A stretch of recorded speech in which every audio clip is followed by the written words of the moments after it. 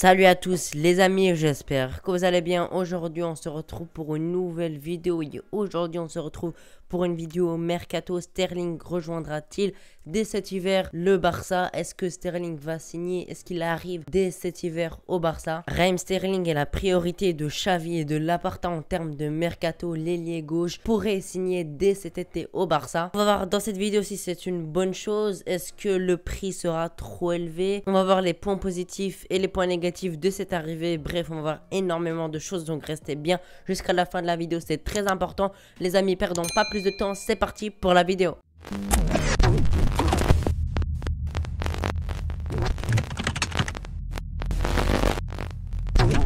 Alors les amis, on va commencer tout de suite par son âge parce que c'est très important de connaître l'âge du joueur. Alors il a 26 ans, donc ça reste quand même un joueur assez jeune. Il a encore de très belles années devant lui. Les joueurs de foot, comme vous le savez, peuvent jouer au niveau de 33 pour moi à 35 ans. Et après 35 ans, ça commence vraiment à baisser. Mais pour réussir à performer jusqu'à 33-35 ans, évidemment, il faut avoir une très bonne hygiène de vie comme un Ronaldo ou un Messi, par exemple. Et Sterling, je trouve que c'est un travailleur qui se blesse quand même assez rarement. Et c'est très important d'avoir un joueur qui se blesse quasiment jamais. Parce qu'on a bien vu avec Ousmane Dembélé, par exemple. C'est un excellent joueur, rien à dire. Quand il peut jouer, il est titulaire. Mais malheureusement, il est quasiment tout le temps blessé, donc il peut pas jouer et donc ça nous handicape. Sterling, comme je vous dis, c'est un joueur qui travaille, c'est un bosseur, c'est un professionnel qui ne râle pas quand il est sur le banc. On a bien vu avec Manchester City.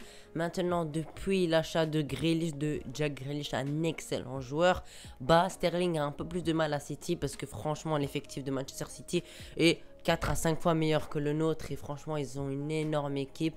Et Sterling, je pense qu'il n'a plus la place pour jouer à Manchester City, surtout que lui, je pense qu'il veut être titulaire. C'est un compétitif, il a encore 26 ans, il peut même encore progresser, donc je pense pas que ça lui va d'être sur le banc quasiment tout le temps et que Jack Grealish a pris sa place. Donc c'est son moment de venir au Barça parce qu'il sera titulaire indiscutable, quasiment sûr et certain, parce que déjà il joue sur l'aile gauche en numéro 9. Sur l'aile gauche, il y a qui? Il y a Memphis Depay, mais franchement je pense que Sterling peut remplacer Memphis Depay sur ce côté gauche. Et par exemple Memphis Depay peut jouer en numéro 9 quand Ansu Fati est blessé, ou peut-être pourquoi pas que Sterling joue sur le côté droit et que Memphis Depay joue sur le côté gauche et que Ansu Fati soit placé en numéro 9, pourquoi pas. Mais en tout cas, il pourra vraiment beaucoup nous apporter déjà par sa qualité de dribble. C'est un excellent dribbleur. Il sait jouer simple puisqu'il est sur Guardiola depuis des années et des années.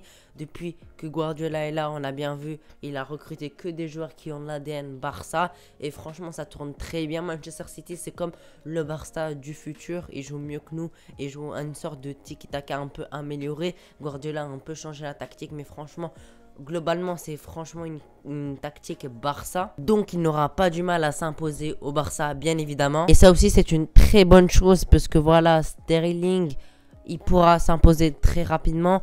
On a bien fait avec Griezmann, par exemple, qui n'a jamais réussi à s'imposer. Ça, c'était vraiment un problème et c'est pour ça qu'il a quitté le Barça. Il ne s'est jamais imposé, il n'a jamais su s'imposer. Alors que, par exemple, Sterling, je pense qu'il pourra s'imposer très rapidement parce que, comme je vous l'ai dit, il joue à la Barça, donc il pourra vraiment très rapidement s'adapter. Et en plus, il est sous Xavi. Xavi le veut absolument, c'est une de ses pistes préférées. Je pense que Xavi demandera vraiment haut et fort Sterling à Laporta, et Laporta aussi est intéressé par ce profil de joueur. Donc en tout cas, Xavi et Laporta sont d'accord pour le recruter. Ça, c'est vraiment une très bonne chose. Depuis avant, on parle du positif et du positif. Maintenant, on va parler du négatif, puis on va repasser sur du positif. Alors le négatif, c'est qu'il a joué pas beaucoup cette saison. Comme j'ai dit, Jack Grealish a pris sa place. Il est un peu en manque de confiance, et un Sterling, parce que moi je regarde souvent Manchester City, un Sterling en manque de confiance n'est pas un bon Sterling, tout simplement, comme tous les joueurs. Mais surtout lui, quand il est en manque de confiance, il joue pas assez simple, il essaie de dribbles, il rate énormément d'occasions. Je pense toujours à l'occasion qu'il a raté contre Lyon, voilà, où il y a un tapin, il a juste à pousser le ballon dans les buts et il le met pas et il rate l'occasion. Et ça, c'est une des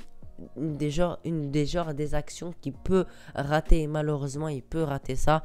Donc malheureusement, un Sterling qui n'a pas la confiance, c'est pas un très bon Sterling. Et c'est pour cela qu'il va falloir absolument remettre de l'ordre dans la tête de Sterling. Xavi va devoir lui mettre la confiance, lui donner sa confiance, le mettre au bon poste, bien le faire jouer. Et je pense que s'il y a tous ces ingrédients-là, il ne peut que réussir au Barça. Un autre point négatif, c'est que malheureusement, on a l'impression que voilà, il y a 2 ans, il était vraiment incroyable.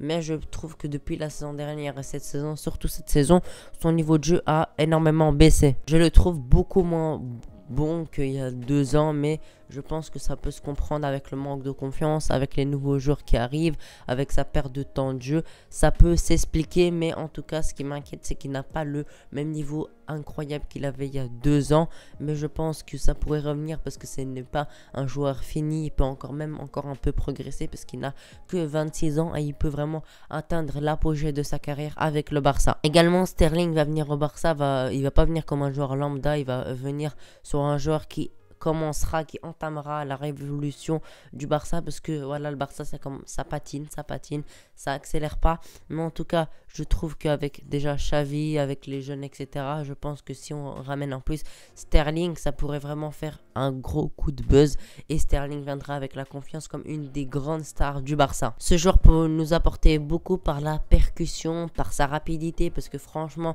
c'est un joueur extrêmement rapide. Il peut se mettre très rapidement un défenseur lambda et même des grands défenseurs.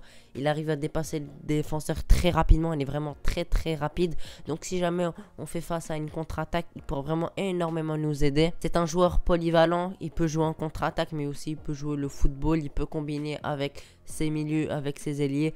J'y pense aux combinaisons avec Ansu Fati, avec Ousmane Dembélé, avec Nico Gonzalez, avec Gavi, avec Busquets, etc., etc. Ça pourrait vraiment faire de très bonnes combinaisons. C'est un joueur très technique, comme je l'ai dit. Il s'est adapté très rapidement au jeu de Guardiola, donc il devrait s'adapter très rapidement au jeu de Xavi et du Barça. Pour moi, en tout cas, il a tout pour réussir au Barça. Il a l'âge, il a le niveau pour le Barça, évidemment. S'il a le niveau pour Manchester City, même si c'est plus compliqué en ce moment, il devrait avoir le niveau pour le Barça. N'hésitez pas à me dire vos avis si pour vous ce serait une bonne chose d'avoir Sterling au Barça. Également, on va parler de comment on pourrait l'acheter.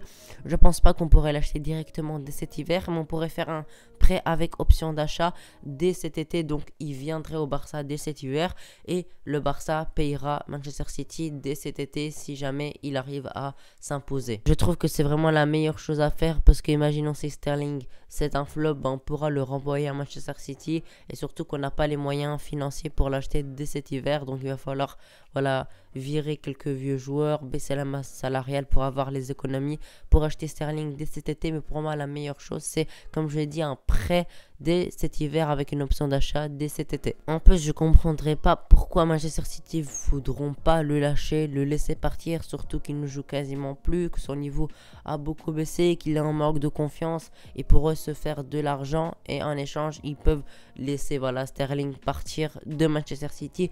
Je trouve que c'est vraiment une très bonne chose pour les deux clubs. Bref les amis, je pense que vous l'avez compris, pour moi Raheem Sterling au Barça c'est complètement accepté. Évidemment, je pense qu'il va pas falloir l'acheter trop cher. J'ai vu des 70 millions, ça c'est beaucoup trop. Pourquoi pas pour du 30 millions, ce serait vraiment une très bonne affaire. En tout cas, j'espère que ça va se faire dès cet hiver, comme ça on pourra se renforcer. Et en plus, c'est un choix de Xavi. Donc, si Xavi a Sterling, s'il le veut absolument, c'est qu'il sait où le faire jouer et comment le faire jouer.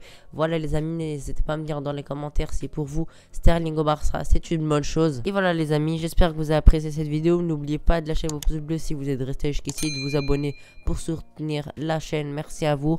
Voilà les amis, merci d'avoir regardé la vidéo jusqu'ici. Je vous souhaite une très bonne journée ou soirée. Ciao.